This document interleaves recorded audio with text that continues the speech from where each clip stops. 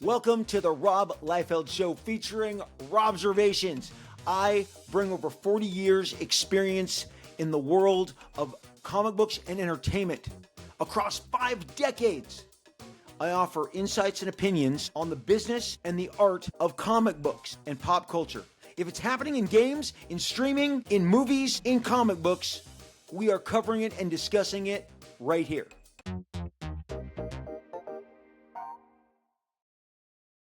Hey everybody, and welcome back to the Rob Liefeld Show featuring Robservations.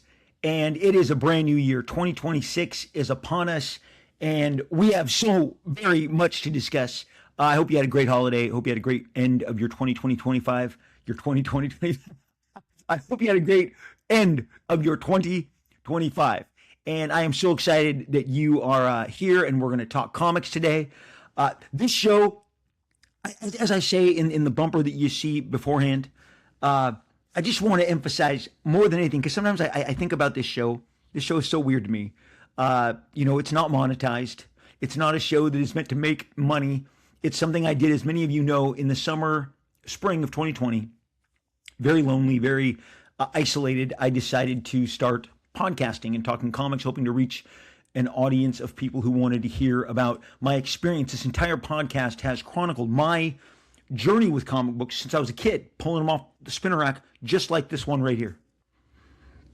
So many of these comics, some of them ratty-tatty, I pulled off that spinner rack. None of these comics actually were not pulled off the spinner rack by me. They were, unless they're one of the reprints or the true believers that I've got up there.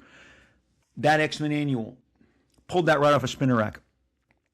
That magic is still there. I can tell you where I was standing, the time of day when I pulled that X-Men Annual 3, and the magic that came over me. Oh my gosh, George Perez, one of my favorite artists of all time, is drawing an X-Men Annual. It would be the only X-Men story that he ever drew. Chris Claremont, the long celebrated author of what many believe, myself included, the greatest era of the X-Men, said he regretted that he only got to do one issue with George Perez.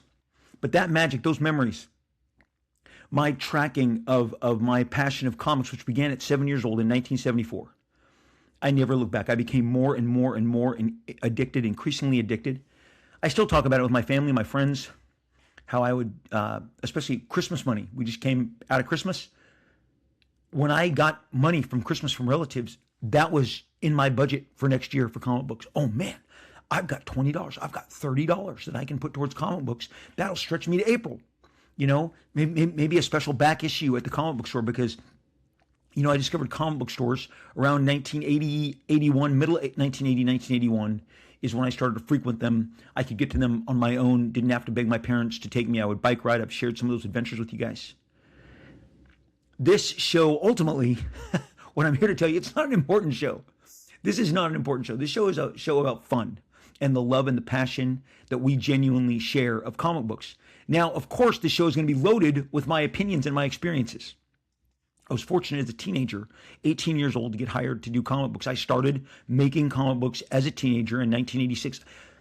In case the numbers always maybe don't completely embrace you, I graduated high school in June of 1985. I was 17 years old. I would turn 18 in October of 1985. So I am 18 almost the entirety of 1986 until October 1986, when I would turn 19. Before then, the spring of 1986, I was hired to make comic books by all manner of different companies. I was doing short stories, I was doing covers, and then I would get my big break a few months later with Marvel Comics and DC Comics. Short stories, again, until I got Hawk and Dove, the miniseries that really changed my life. A series that I've chronicled here on the show in an episode, I think it's called Hawk and Dove. It's one of the first year episodes about how I had to audition for that role. So between making comics and as of anything that came out at 1986, starting in mid-1986, I am a part of the business that is making them. I am a professional. I have made great amount of friends in my conventioning. From 1981 to 1985, 86, I was a fan, going to conventions, getting signatures, getting meeting new talent, hounding Arthur Adams, Mike Zeck, Jerry Ordway, George Perez, Marv Wolfman, Chris Claremont. The list goes on and on. Bill Sienkiewicz. I got sketches from everybody. I have a sketchbook full of my sketches from 85, 86, 84, 83. It was just so much fun to partake and to be a part of the community as a fan. And I built relationships to the point where these people would invite me, if you're in the area, come stay with me. Come stay with me in Connecticut. Come, stay with me in Los Angeles, which is just up the street from me. I am born and raised in Southern California, been here my entire life. So when I talk about comic books with you, I am melding from age 7 to age 18 of just pure fandom to when then I became a professional and I started making comic books. And man, did I have a good time making comic books. Okay, now I rattled the table. Is the mic okay? Okay. So the show is meant to be fun. Okay, the show is just meant to be fun, guys. And my opinions of things I liked and didn't like, or like and don't like now, and my experience of all the people that I got to know and watched. When Carl Kiesel was inking me on Hawk and Dove, I went to stay with him. He also lived in Connecticut. The Connecticut boys were Mike Zeck, Jerry Ordway, and the Kiesels, back when Barbara Kiesel and Carl Kiesel were married. They have long since divorced. But I watched Carl ink a John Byrne page. I watched him ink George Perez pages.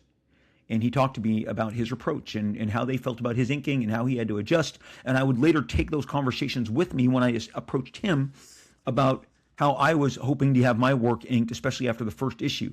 Carl was great, loved his inks. Hawk and Dove 2 is the most pure, it's one of my favorite ink jobs because it has everything I love about Carl without diminishing everything I loved about my own work. And of course we love our own work. You guys, every artist you meet, and trust me, before I came on today, I was reading some artists who were posting long diatribes about their 2025, and they were beating their chest, man. Oh, beating their chest, telling how much money they made, how successful they were. It was like listening to an observation podcast. Sorry, I had to. But written word and spoken word, are they different? Are they the same? I don't know.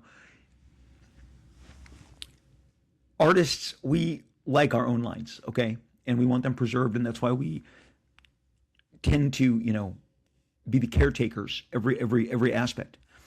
Somebody showed me a panel. There's one job I just can't stand that was butchered. I really loved my pencils early on when I got to Marvel, and a guy was trying to show me, and the lines are so wobbly and so uncertain, and I didn't ink it. It was a guy whose style was terribly matched with me.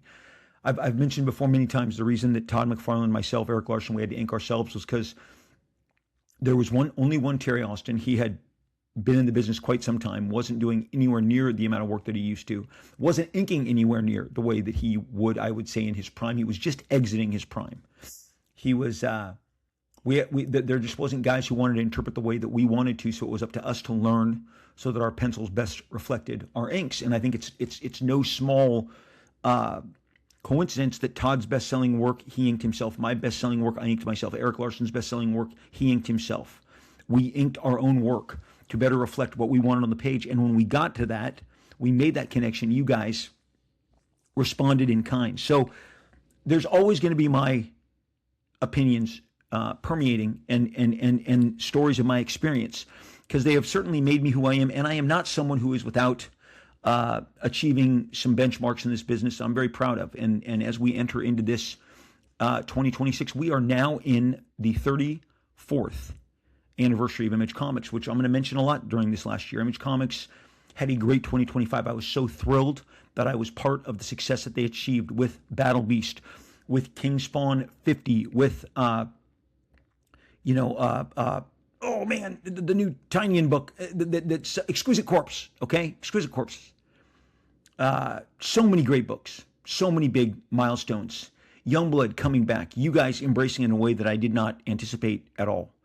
I knew that the Youngblood fandom was fairly severe, but we expanded it, and it's gone younger, and there's a curiosity, and that is really fun. I did not know how fun it would be to be the old man of the comic book world, but that's kind of who we are now. I'm still clinging to my 50s. Again, as I said, all my compatriots who we started Image Comics, they're all 60 plus. All those old guys. I'll be there in a couple of years. But till then, I'm still I'll always be the youngest guy, even if I'm 75 and they're 6 years, 7 years, 10 years older than me. We have some great stuff planned for this year. I'm going to bring some of that experience, give you some more interviews with people whom I actually adore and have some great history with. You're going to get some fresh faces.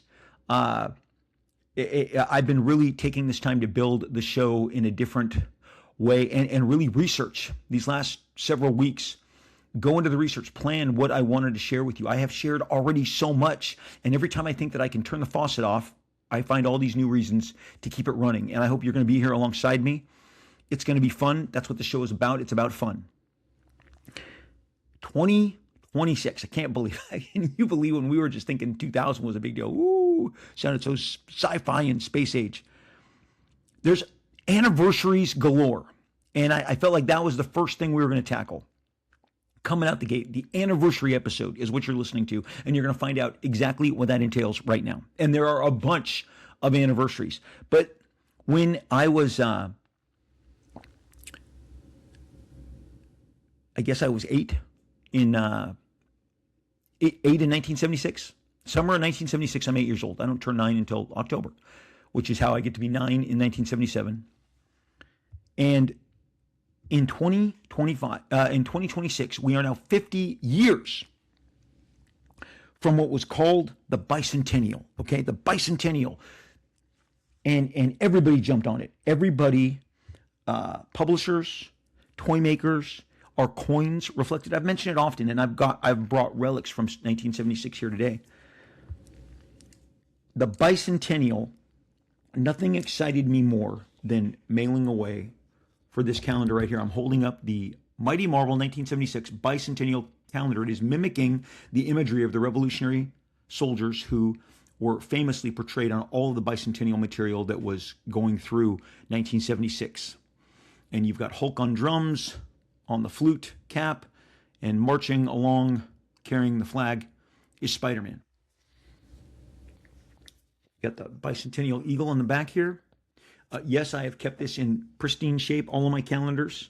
And there was original art. They advertised this in the comics. Here's another. Here's some of them are goopy. Here's a Herb Trimpe for February, with Hulk as as kind of George Washington.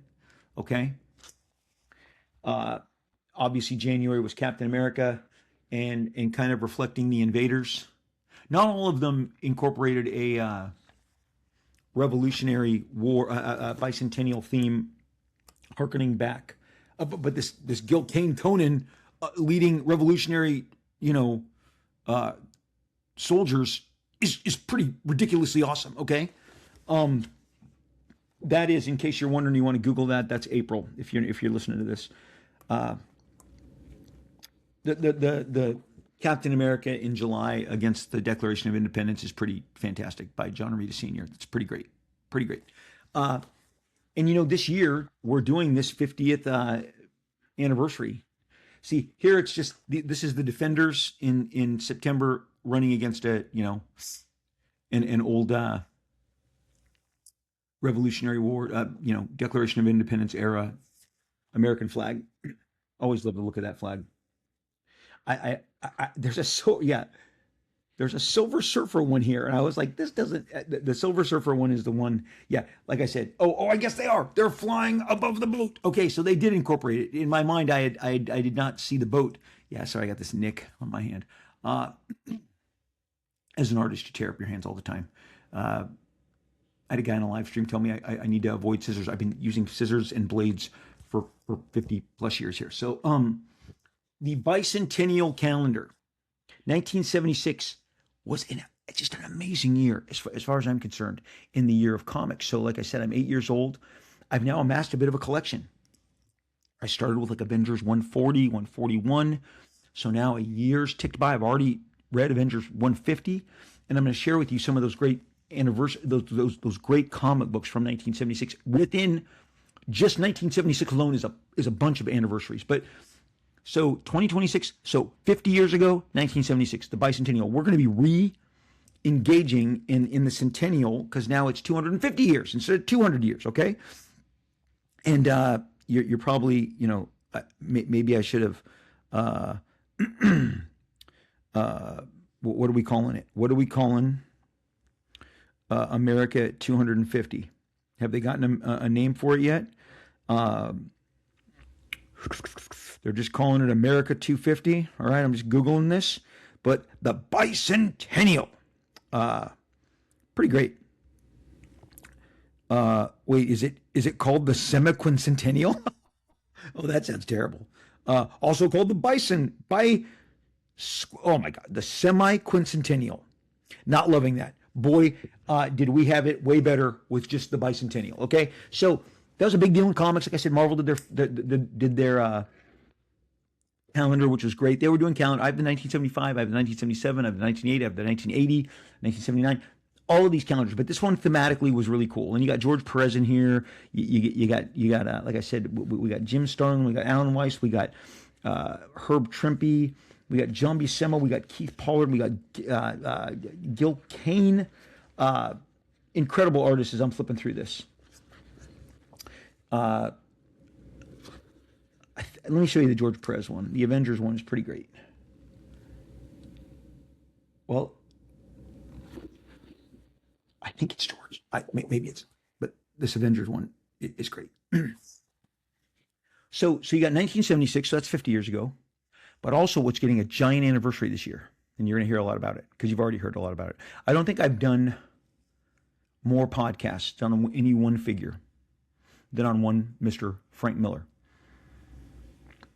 Dark Knight. Dark Knight is turning 40 years old. 86, 96, 2006, 2016. Boom, here we are, 2026. Dark Knight, the comic that changed Batman forever. I did an entire podcast. I would love for you to look it up. Gave it a good 70, 80 minutes to the 10 ways, I think the 10 ways that Dark Knight changed Batman forever. Forever. There are aspects,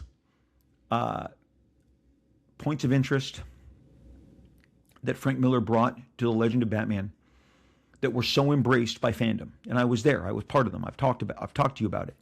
We didn't quite know what we were going to get. It had all been held very close to the vest. And comic books were much better about keeping secrets back then. As I said, the preview calendars and the preview catalogs, of which now we're really without, you've got to get your solicitations online, but the preview catalogs of the late 80s, early 90s started giving away a whole bunch. And then, of course, we had to start giving away the farm. The publishers felt like they had to tell retailers everything in order to get the maximum amount of orders that they wanted, which led to a lack of surprises, again and again and again, a lack of any mystery whatsoever. I'm telling you back, now that I'm doing Youngblood on a monthly basis, and I've invested in some serious cliffhangers, I have learned the art of not showing any pages whatsoever. We even do, the fandom is so great that they keep so much of it secret. There are collector's editions of issue 1, of issue 2, of issue 3 that I offer for my live streams, and I had on pre-order on my website. And people are getting them a month in advance sometimes. And I love getting the early feedback on what's working and what's not working. And so far, it's just worked out tremendously well. But preserving those mysteries, if you have issue 3, you have no idea what's coming in issue 4. I can truly tell you, and I can't show you anything in issue 4. I told people I couldn't show you anything in issue 3 because every page is spoilerific. We've kind of lost that as a community, and it was better then. And they kept Dark Knight a secret. You just knew that Frank Miller was doing Dark Knight and his run on Daredevil, as I've chronicled with you again and again. And I'm going to pause real quick after I mention this. He took Daredevil from a near-canceled book to Marvel's best-selling book, #1, outselling the X-Men during his tenure. Yes, it did. It was outselling the Chris Claremont, Dave Cockrum second run after post-Byrne. We'll never know what would have happened had John Byrne stayed around, but the idea that he would even put it in the top 5 was unfathomable to a book that was coming out 6 times a year, every other month, to then like the most in-demand comic book of all time. And a character, again, if you've seen the Netflix, any of the Netflix or the Disney Plus Daredevil depictions, or the movie that was out, what is that, 2004, 2003, 2002, whenever the Ben Affleck, Jennifer Garner movie, all of them shared the Frank Miller DNA. They are all sucking off that teat, okay? My son, during vacation, reminded me that I told him when I was a kid, someone's always sucking off somebody else's teat. it meant that somebody's always, sharing the juice.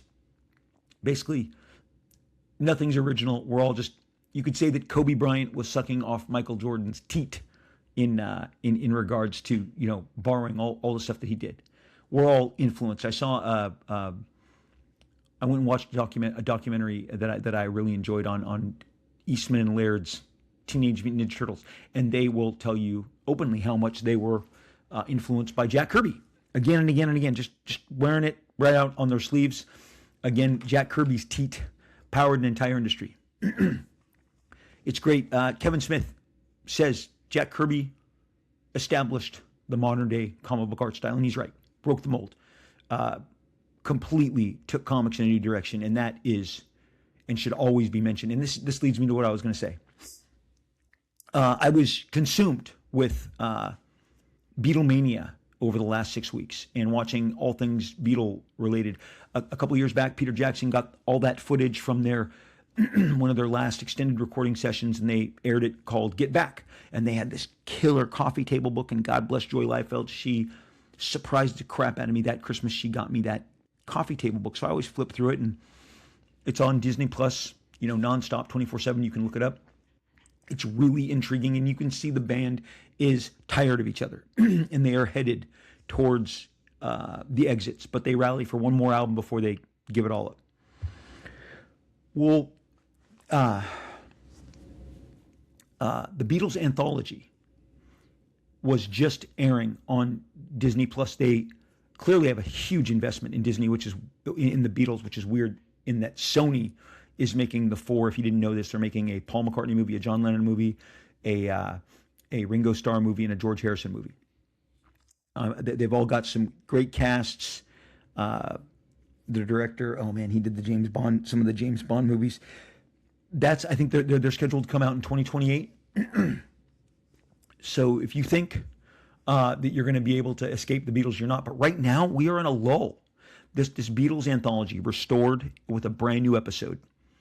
My wife was so kind to sit and watch, and she was just completely blown away, because even though she's only 3 years younger than me, it's like she's 10 years younger than me, because she'll say like her parents, they raised her in like a cave. They were very protective of their 3 little triplet girls. Okay, my wife, if you didn't know, is an identical triplet. So all raised same age, same. When I met them, I was like, this is amazing. Like, and I always told her parents, what you've done is amazing, given that you raised the same girl 3 times. And they're not the same girl. They just look the same, or they used to, very much so. But she always jokes, I was raised in an underground bunker. We didn't watch TV. We didn't listen to rock or pop music. It was all Christian music, stuff like that. So when I'm watching this Beatles stuff with her, she's as enamored as if she's seeing it for the first time, because she is seeing most of it for the first time. Well, then there's a news story that comes out with the son, John Lennon, and Yoko Ono's son, Sean Lennon, not Julian Lennon. Julian Lennon is from a different marriage. Sean was much younger, but Sean has done is reworking some old songs of John and Yoko, some Yoko songs, and he's making a short animated movie. And he was on to discuss it on CBS this morning, and he said, and this just hung with me. This is like a few weeks after we had watched the restoration of the Beatles anthology series on Disney Plus. And really, the Beatles did absolutely change me. Elvis changed music, and then the Beatles changed it even further. Just phenomenal. You didn't have people jumping gates at the airport and climbing over chain link fence and running out into the tarmac and fainting and crying until the Beatles. That Beatlemania was real. And when the queen of other countries are demanding that they have an audience with them, and then they have to get out of the country because they have no interest in doing that, and they're scared for their lives. That kind of stuff didn't exist. They reached a different plateau, a different level of influence and fame and impact. Sean Lennon says, I didn't used to believe that the world would forget about the Beatles, but now I realize in the time that we are living in that is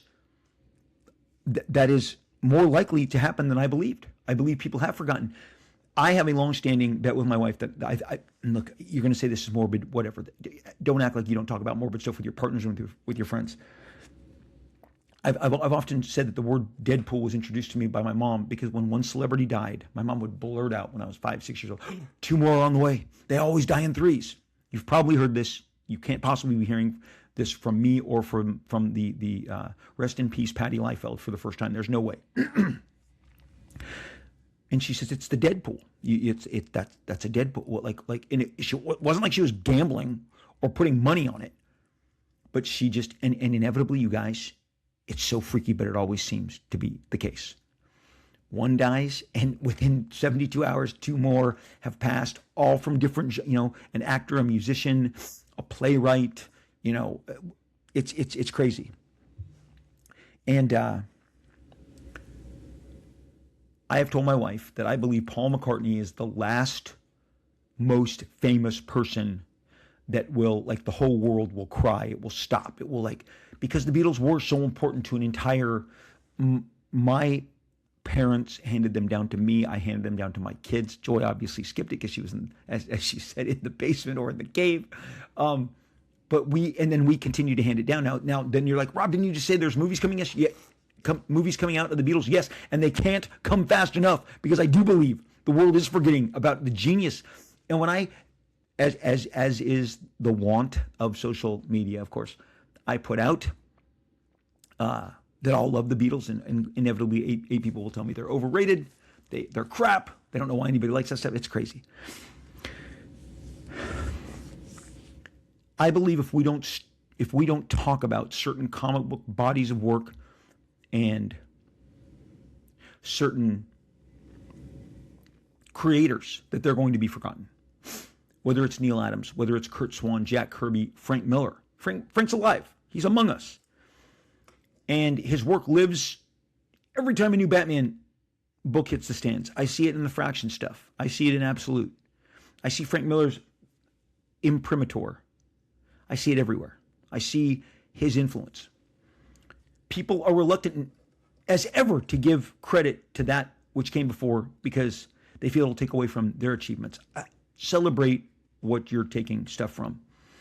The thing that's always frustrated me when people challenge me, I am the most open person about all my influences. And then they come at me with something that is absolutely untrue.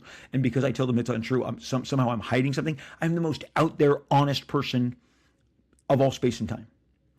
We did an entire, another couple of episodes I would highly recommend that I've been thinking about lately. I did a 2-part homage episode on filmmakers who took from the greats like David Lean, like the Steven Spielbergs and the Martin Scorseses and the James Camerons, who took from the David Leans and the Stanley Kubricks and the John Fords. And in the world of film, it's celebrated. Oh my gosh, Tarantino took this from, this incredible filmmaker. Steven Spielberg took this from John Ford. In film, it's celebrated. In music, it's equally as celebrated. Oh my gosh, that sample mixed with this new hip hop tune is so rad. Okay, everyone gets excited.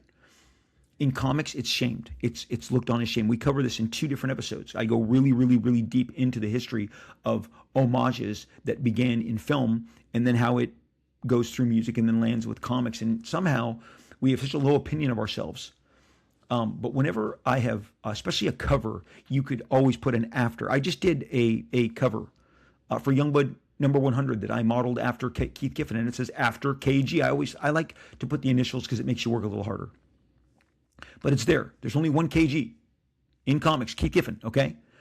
DC is going to be Dave Cockrum, But I was very inspired and had always wanted to do this cover, and it was the right time, right place with Youngblood 100, so I modeled it after a Keith Giffen cover that I absolutely adored. And I put the credit on there. I've had credits when I was at Marvel. I did an infamous Ronin double pager, and it was removed in the taping and the mocking up of the interior pages. The interior pages I don't have as much control over. But my editor said, yeah, we had to go over that with the production tape because it was below the frame and it says after FM. Again, I've been doing this for a year, after FM.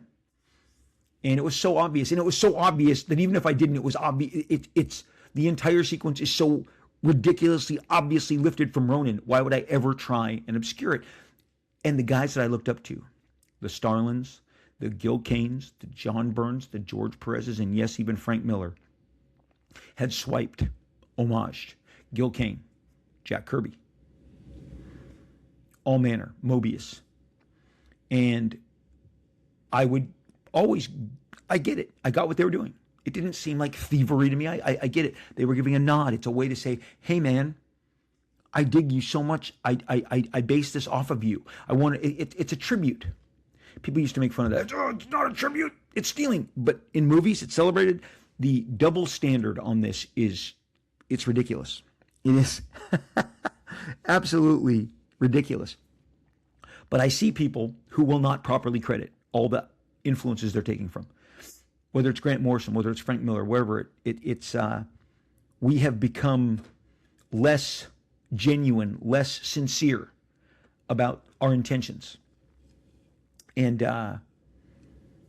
man, I just Frank Miller, these guys, this body of work, Dark Knight, is more important today in 2026, in the first week of 2026, than it's ever been. And I hope that they have some great celebrations. In another episode, I'll show you, because again, it's going to be all year long. This is the 40th anniversary. The day of it will come probably March. April is when it happened, because it ran all through the year. Didn't finish. It got delayed. Frank retooled it, adjusted it. We'll talk more about that. It's stuff that we can always talk about, because it's never going to not be tremendously interesting.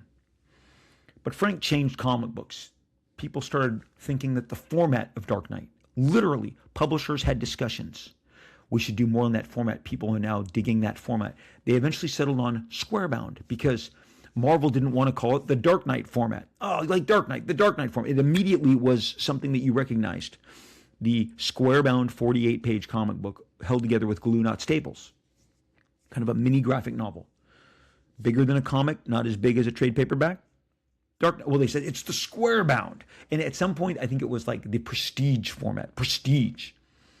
Everybody wanted to put a moniker on it, because that format suddenly was intriguing. Ooh, maybe all we need, this was erroneous thinking, by the way, maybe all we need is to put it in that format. No, you have to have Frank Miller too. You're kind of missing the important ingredient there. So Dark Knight is turning 40. All of the 1976 stuff is turning 50. And I moved on from the calendar foolishly before I skipped to Dark Knight, I guess, that because I was so excited, but we're going to go backtrack a little. 1976 wasn't just about the bicentennial. It's the 50-year anniversary of when the two biggies met. The two biggies on the block. At the time, Superman bigger than Batman, Spider-Man never bigger. Spider-Man remains the biggest. I've done entire episodes on this as well. How Neil Adams came in, penciled over Ross Andru on several pages. If you ever hear that story,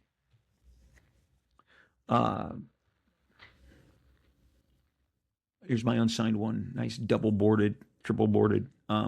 If you ever hear the story of what Neil did, think of him as a caretaker. He went to Dick Giordano. He said, I think that this should look better. The stuff that he refined, those pages are out there, look them up. Neil wanted the work to look elite. He knew he was the best in the business. This wasn't his assignment. But the man inking it, Dick Giordano, and his assistants, Terry Austin and others, were tasked with finishing it. They were in Neil's studio. They were part of his continuity studios. Neil wanted very much to partake, and he asked, I think these renditions could be stronger. Apparently on the other end, before it went to press, John Romita Sr. touched up some Peter Parker faces. Everybody put their hands in the mix to make this a very big event-driven book. 8 years old, 1976, the liquor store on Magnolia and Broadway, and I was hoping to visit there a few days ago. I will return to my haunt a couple times a year, and it always happens to be at least twice before the summer. I just love going there. The Pizza Hut's still there. The 7-Eleven jumped from one side of the street to the other. Liquor store is gone. It's now a taqueria. And the Stater Brothers, the grocery store, became a 24-hour health and fitness until it closed. No one's selling comics on that corner anymore, but that doesn't take my rich memories of pulling them off. And this was the one. Obviously too big for a spinner rack, racked with the magazines, stacked at the bottom of the magazine shelf. When I got this, I lost my mind. I didn't have enough money. It took me 24 hours to hustle as an 8-year-old. If you've ever watched me on a live stream and there's an auction going on, sometimes like the increments will be going up by a dollar or 50 cents, whatever. And I'll say, come on, Danny needs to dig into the sofa and get those extra nickels, extra pennies, extra dimes, extra quarters. That's what I did. My dad, thank God, had a knack for sitting in the couches and letting all the change fall into the pads. Every morning, I would open up, boom, remove those pads, dig, maybe a dime, maybe a quarter, some days a silver dollar, okay, a 50-cent piece. Whatever it was, I collected it. I collected it. It was part of my comic book purchasing budget, and I went at it. $2. $2 was serious coinage. Okay, that's 8 comics because comic books were, let's say, were they 20? Oh, no. Apparently they were 30 cents because I'm going to share a couple of those with you too. Apparently they were 30 cents. Okay. But not for the entirety of the year. Part of the year they were still 25 cents. Okay. So, because one of the books I'm going to show you. So especially because this was January. This was definitely 8 comic books. Okay. That's a lot of coin for one transaction, but I had to have it. And when I say I poured over this and studied it, and because fans, we couldn't believe Superman and Spider-Man are teaming up. Now I know they're going to revisit this. They're doing a new one. I think the DC one comes out first. And I will tell you, that is one of the oddities now that we've wrapped it up on 2025. Yeah, Deadpool Batman, the Marvel version came out. No one loved it because there just wasn't any meat on the bones. I think the opening story wasn't long enough. It didn't have enough to do enough. It was kind of a quick skit. And then there was some cool short stories, but the whole thing, it was event ridden mainly because of all the great covers. And I've said to you, I ordered 1,000 copies. I sold 1,000 copies signed. So as a retailer, the Marvel version, even though I didn't love it, did great for me. No complaints. The DC version came out afterwards. I thought it was the superior production. And I'll tell you why. I thought the ideas were bigger. The swings were much heavier. I mean, they swung for the fences. Grant Morrison, obviously a much more established kind of celebrated mind in our business, really gave Dan more to work with. I felt much more imaginative, a little more daring, more dangerous. That's how I would say it. That book absolutely did not move. Ryan Liefeld of Golden Apple made a video, took it online. Hey, everybody, we've got all these books here. A lot of you guys think that this is a reprint of the Marvel version that came out 6 weeks ago. This isn't. It's brand new. Come down and see it. It's written by Grant Morrison. Ryan Liefeld is one of 5 retail videos that I watched on social media. People telling, hey, please come buy these books. I had my buddy who said he told people, hey, don't miss out on this new Batman Deadpool. I already bought it. They got snapped at. They got their heads bit off. Don't try and resell this to me. I bought this for 6 weeks. No, and then the retailer would say, no. I'm just trying to tell you that's brand new. No, it's not. Okay, I know you're upset with me, but I'm telling you that that's the DC version. It's an original, a totally different story and art. And I'm like, I feel like I already bought this. I don't want it. You guys are aware that I have had the headmaster, Mr. Mike, of Comics, Tunes, and Toys in Tustin. He discounted them to below cost just to move. He called me, asked me if I wanted to buy extra copies. He said, Rob, these are stinking at my shelves. I can't move them. I'm so shocked. The first one was such a hit, but this one has just not been able to get any traction. And if you're interested in any, and then I had a buddy who told me that they were deep discount, like at cost, just to move them, just to get them off the shelves because they had so many. Why am I bringing this up? I believe it was the first time that both companies split the baby, did the same comic of this of one team up. Going back to 1976, you had Superman and Spider-Man team up for the first time. Okay, then 5 years later they team up again, and Marvel produced it, and I've covered that in the show too, with John Buscema, Jim Shooter doing it. This was Superman, Spider-Man. That was Spider-Man, Superman. 5 years between them. The one the next year was Batman Hulk. The one the year after that was X-Men Titans, and then they were done for a while. Later on in the 90s, they'd start them up again. You got Punisher, you got Batman, you got Silver Surfer and Superman.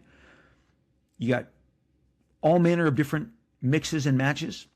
Now, Todd did Spawn Batman, and DC did Batman Spawn at the same time. Different creative teams. The closest thing I can come to this. But the DC one just did not move, and that is not me in any way, shape, or form trying to skew the information. That is the absolute facts that are out there on the internet. A San Francisco store did a whole post on Facebook saying, is anyone else having this problem? No one will buy Batman Deadpool. Marvel should celebrate they got their first, and by getting their first, they generated the most excitement. The idea that they put out a thing that they're going back to press was offensive to every retailer who is drowning in copies of Batman Deadpool. It's drawn by Dan Mora, supposedly the guy. Grant Morrison, the guy. Didn't move. Lesson learned. So maybe stop doing two versions of the same team up. The data is there. It's recent. It's only weeks old. You should think this over. DC was the last in with Batman Deadpool, which did not do anywhere near as well as Deadpool Batman, even though I think it was a superior product. So they're doing a new version of this. I think it's Mark Waid. I think it's Jorge Jimenez. Talented guys, not excited about it. Is it going to be better than this? There is no way in hell that it's going to be better than this. Or for that matter, there is no way in hell that it's going to be better than this. Okay? Second one rocks. Now they're reprinting them. I'm excited. I just showed you. I have the originals. I have multiple copies of them. These are not the only copies I have. Will I be buying the new foil? I will. And that's the beauty of comic publishing. They can just turn the switch, take you back, and you'll want to buy a new version of something old. We do it all the time. So the 50th anniversary of the biggest event of many of our childhoods is being celebrated with a new version, which, it'll come out, it'll do okay. It's interesting. One retailer told me that they're scared of how to order it now because of what happened on the DC version of Batman Deadpool. I don't believe it had anything to do with the quality. I think it had to do with the appetite. When people were shared, no, this is brand new and it has new stuff. People are like, I already got the one. They didn't want 2 hot dogs. They didn't want 2 hamburgers. Okay. And interesting. So DC will now jump into here with the Superman Spider-Man, the 50th anniversary issue. I wish it well. I will flip through it before I buy it. It's not an automatic purchase for me, but I know it's going to do big numbers. So that is the 50th anniversary of they had co-produced a Wizard of Oz book prior to that, but the characters meeting, they would put Marvel and DC present Wizard of Oz, and I was like, as a kid, that came out a year before this. I didn't care. This is what I cared about. Superman, Spider-Man, the original meetings. Again, my opinion, I'm just not as excited. Again, quality art team, quality artists. It's hard to do the first time over again. But anniversaries is what excites people.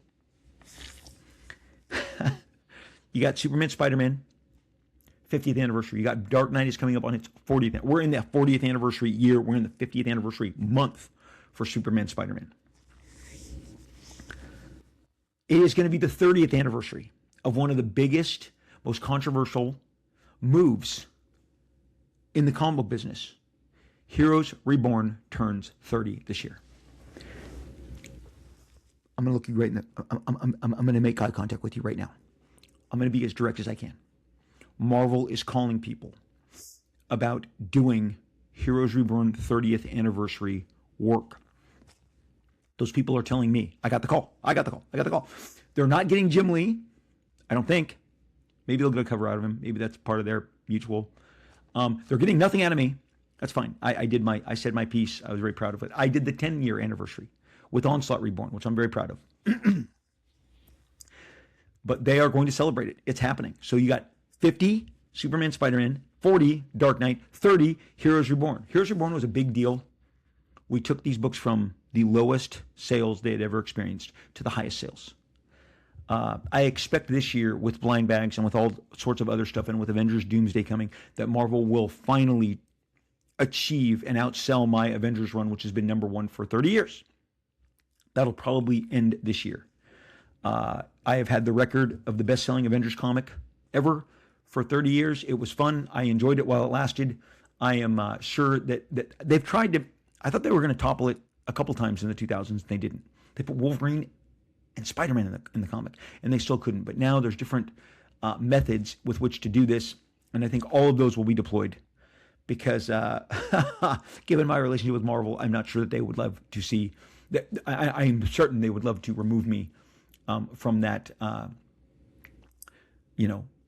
that platform, that holding that achievement. So that'll be fun. Heroes Reborn. People are getting calls. They're going to celebrate it because Marvel loves anniversaries. They want to have anniversaries. I'm going to tell you something that's even more interesting. In 2006, I was dispatched to do a book with Robert Kirkman. I had pitched it as Commandy. It was overheard. Commandy became Killraven, and I drew all 5 issues. But Robert Kirkman left Marvel, and we're going to do an entire episode on that. I have been researching this like crazy. It's just amazing, all of the research and all of the information that I was able to glean from this very memorable 2009-2010 kind of movement, which I never thought, again, it's like the Peter David Todd McFarlane debate thing in Philadelphia. I didn't think people really knew much of it. This is, the Kirkman Manifesto is a thing. We're doing an entire episode on it. Don't miss out. It's going to be fun. But we did Killraven. Robert and I talked the story over. He wrote the comic. I drew the entire comic. 2 issues, got colored. When someone from Marvel tells you that it wasn't finished, they're being disingenuous. The entirety, plus 100 pages of Killraven, it is done, is finished, was in a drawer. I did an episode on this. I touched on it. You can find it if you Google Killraven in the Apple library or in the podcast library. It'll come up. Marvel had so enraged, Kirkman had so enraged Marvel that they did not want to put it out anymore. And all manner of different editors with I could say their last names. I'll withhold for now. Now why not? Martz, Barber, both told me they're not doing this because of the Kirkman thing. And Marvel readdressed it with me in the summer of 2024, and I said I wasn't interested anymore. And if you are sitting down, they have asked twice in 2025. Given how I feel about them, they have asked twice to re-engage on it. I will not. So that says something if I'm willing to let 100 pages drown in the mystery of the comic book world. They decided they didn't want to work with Kirkman for about 15 or so years. It was if you brought it up, they didn't want to talk about it. They would say, I'm going to look into this, and then never get back to you. And then you go like, hey, we're going to look into that for me. I'm still looking into it. It was a dance. There's a futuristic Wolverine. It takes place in the future. Killraven comes from the gladiator pits. The world has been conquered by the aliens. And I drew this in 2006, 2007. And the alien warlord has the Infinity Gauntlet. Okay, I'm just telling you right now. One of the jewels is smashed. It's one of the key parts of the story. Along the way, Killraven reboots Vision. We meet a brand new Hawkeye and someone who is wearing the Iron Man armor because his travels take him to Avengers Mansion. Wolverine has been deployed. He's very animalistic as a weapon, kind of a hound on behalf of the aliens. And we meet a little girl who touches Thor's hammer and becomes a female Thor. Our Thor is female throughout the entire story. Pretty much all of that happens within the first issue and a half. And you're not going to see it. Not anytime soon, maybe never. That happened in 2006.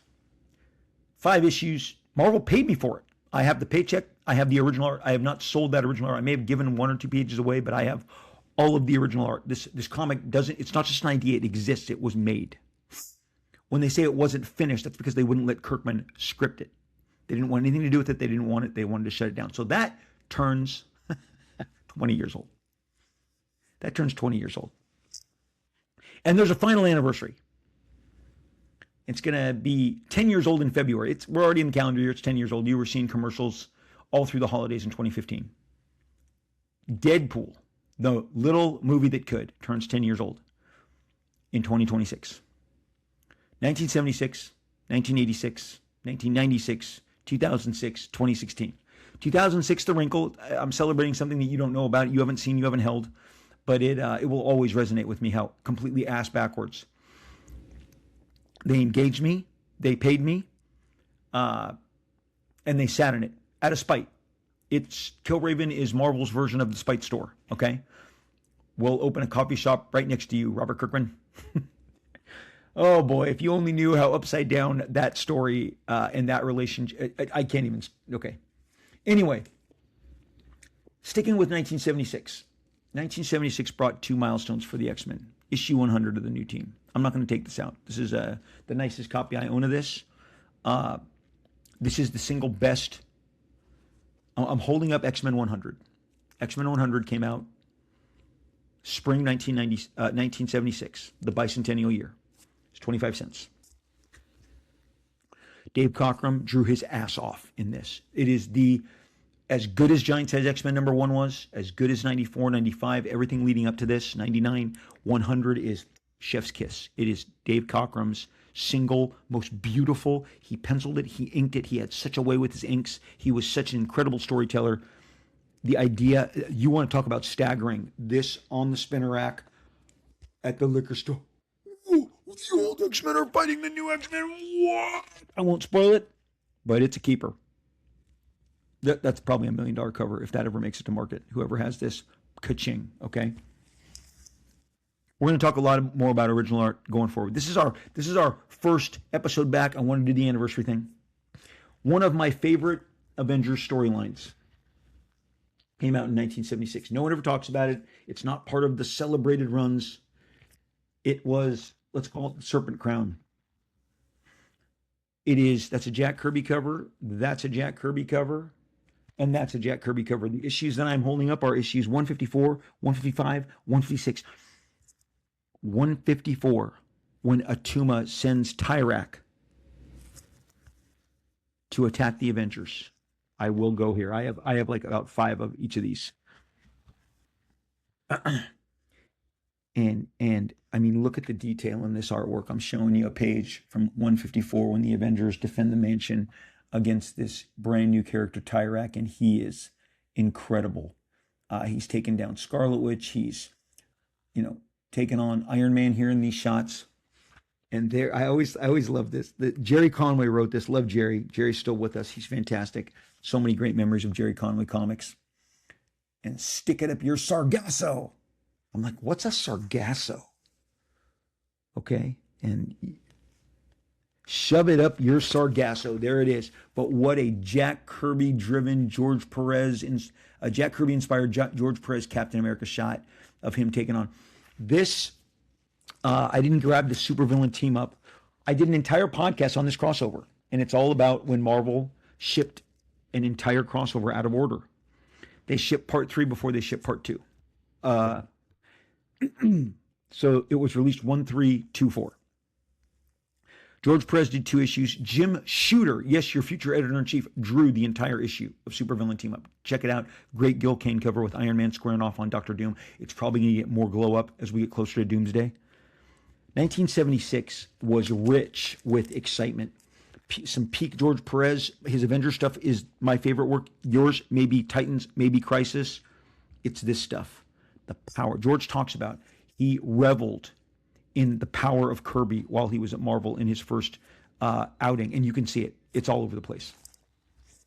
He said he got more into the subtleties of comic books when he got into the Titans, and he had to pull back on the power. I'm all about Power Jack. I mean, Power George fueled by Jack, okay? Best Submariner shot ever. I'll crack this open. Issue Avengers 155, double boarded here in a Mylar, no less. You guys know how much I love my comics. Again, I have like 5 copies of each of these. This is 1976. These comics were coming out spring and summer. This Submariner shot, I bought this in a Walden's Books on their comic book rack in the Anaheim Mall, okay? The Anaheim Plaza. And I went to the back of the bookstore and I just stared. The greatest Submariner shot I'd ever seen. And they even have a note of like how great this drawing is by, and Submariner takes on the Avengers, takes on Wonder Man, Beast. Just look at the power. Look at the power. Look at the old man wizard. He's Wizzr. I mean, this stuff is just fantabulous. 1976, the whole year was great. I'm going to end with this. It's a buddy. I went out to lunch with a buddy of mine, and he wanted to show me. He had gotten a collector's edition. He had seen it online. You're going to hear from him. We're going to have him on the show. We had lunch right before the couple days before Thanksgiving. He's in the entertainment industry, huge collector, huge art guy, huge comic book guy, and he showed me this. He showed me this collector's edition that he had bought off someone who had the original letter that came with it, and he obtained this. He bought it online, and he did it for this reason only. There was a signed collector's edition of Superman, Spider-Man that they advertised. The 1976 Superman, Spider-Man team up that they had advertised you could mail away for, and it was going to have an autograph by the publisher of DC Comics, Carmen Infantino. Now, 1976 is the 50th anniversary of Carmen being replaced by Jeanette Kahn. She would come in and she had a great run. Watchmen is key because of Jeanette Kahn. Frank Miller going and doing Dark Knight, going over Jeanette Kahn. George Perez and Marv Wolfman being unleashed on the Titans, Jeanette Kahn. Jeanette is a key figure in the comic book world.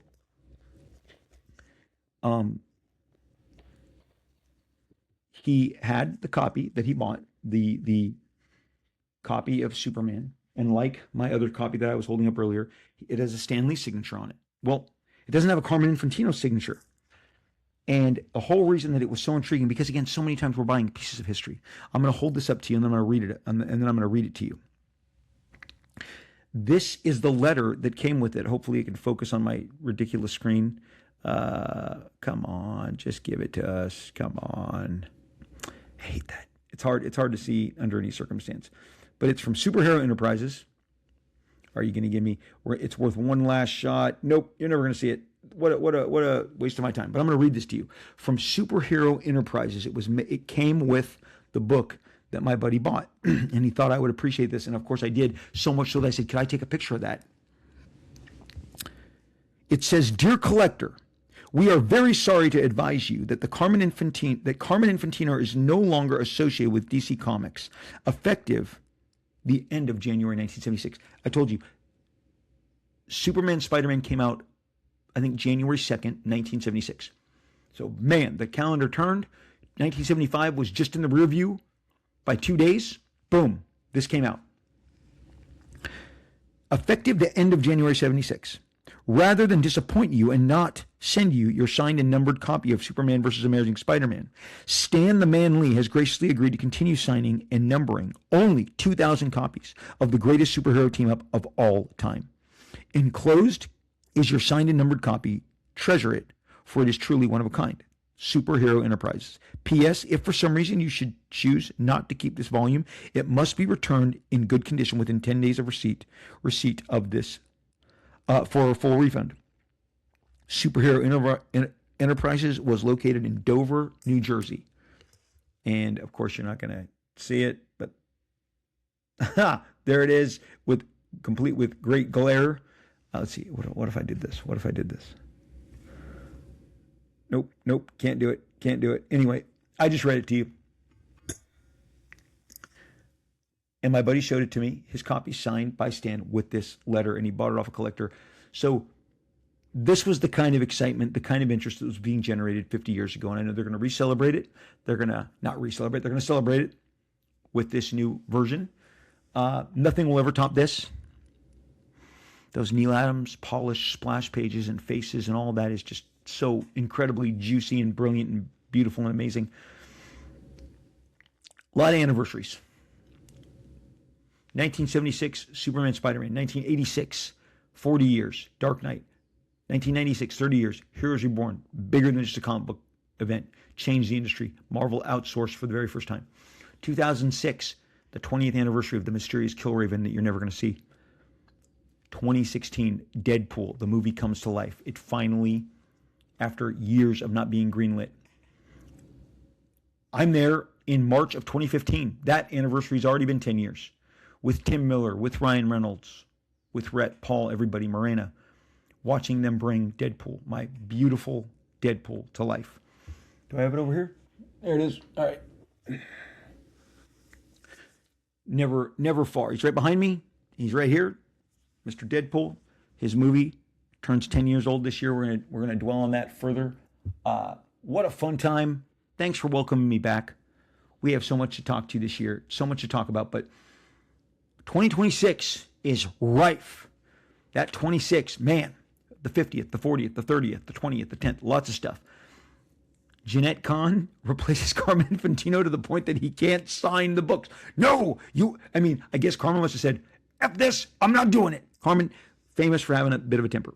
He was an incredible penciler through the Silver Age, and then did great Nova comics, Spider-Woman comics, and my favorite stuff that he ever did, Star Wars, inked by Terry Austin. Carmen Infantino was a super talented penciler artist far before he was the publisher of DC Comics, of which he abdicated, and they had to get Stan to re-sign it. I'm so glad my buddy showed me that letter. I did not even know that existed, that opportunity existed, and those signed and numbered editions existed. So that was cool. When you are not tuning in to this show, you guys know I'm all over. On X, I am at Robert Liefeld, RobertLiefeld. It's got a blue check. That's me. That's really me. I am listening to you, hearing you, reading your replies, your comments, your DMs. I love chatting you up, even if it's only to mute you when you are insulting and rude, okay? So fun. I'm never going to engage with the hater boy, okay? The hater boys can do that's just, one guy even showed, Rob, if you engage, look how this boosts. They're always looking for engagement. The haters want to get you to circle the drain with them, and that's not going to happen. And to give equal time to all the nice and pleasant and wonderful people like you I've met, I love talking to you. I love hanging with you. I love talking about Dark Knight, about Superman, Spider-Man, about George Perez Avengers, about Dave Cockrum's X-Men 100, all the stuff that I'm going to discuss with you. I love X. I am at Robert Liefeld with a blue check. That's me. I hope to hang with you on that platform.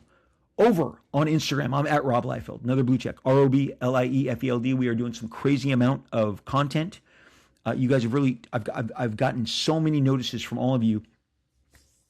We tried to roll with the punches, change with the times. All of my interests in little tiny bits. What covers do I think are the greatest? What comics do I think are the greatest? What characters? What artists? Some reminiscing. A lot of fun. We're having a lot of fun. My buddy Scotty, he is basically, responsible for creating so much of this content that you're seeing. And I am having the time of my life. And I'm so glad that you are as well. So Instagram, Rob Liefeld, blue check. That's really me. I am also reading your comments, reading your mentions, your replies, your requests. I try and track through so many of them. I try and share. When you share, I share. I try and get back to you guys. Sometimes it's just too much. It's overwhelming, but at least I'm trying, and I'm so thankful that you are following and engaging with me. TikTok has blown up. We are blowing up on the TikTok. And I'm so excited that you guys are hanging out with me on TikTok. Same thing, Rob Liefeld. They will not give me a blue check for some reason, so I can't say that. So, but that's me. I've tried to tell you people many times, this is me. This is my account. Lot of fun content going on over there. A lot of fun talking to you guys. Your replies, your comments. I'm replying. I'm trying to, again, keep up. Same as X, same as Instagram. Get back to you guys. It's a lot of platforms. But I really want to thank you so much for interacting. So, at Robert Liefeld on X, Rob Liefeld on Instagram, blue check, and Rob Liefeld on TikTok. We have a group on Facebook. It's called Rob Liefeld Marvel Extreme and Beyond. Rob Liefeld, Marvel Extreme and Beyond. It covers the entirety of my career, all the stuff that I've created, the books that I've shared. Love to have you join us over there. Myself or a gentleman named Terry Sala, S-A-L-A, will click you on through to the other side, welcome you into our group. It's very chill. We don't do the troll thing. No, it's positive. That's my living room. You're sitting on my couches, watching my television, drinking my stuff, okay? My beverages. We're polite, we're kind. We try and have honest assessments of the comic book business. We hope that you will join us. Rob Liefeld, Marvel, Extreme, and Beyond. We have art contests, tremendous talent in that group. Come on, come hang. It's a group, not a page. It's a group. Rob Liefeld, Marvel, Extreme, and Beyond. That's us, myself, or Terry Sala, my co-administrator. We'll click you on through. We hope to see you there. I go live on my live streams. I go on my live streams mainly, primarily on the app name Whatnot. Get it, download it, search for Rob Liefeld, give me a follow. You'll be alerted when I go live. Our Whatnots are pretty fun hangs. It's like this with it's me in the Whatnot space, sharing with you original art, fresh sketches, fresh products. We are making all manner, tons of original, fresh comic books, not just covers, comic books. And there's going to be a lot of new, fresh stuff that you're going to get for the first time only from Whatnot. There's a lot of new stuff coming that you will only be able to get from me through my live streams. Some will have a component on my website, robliefeld.creations.com is my website. There'll be orders that are available there as well for original content.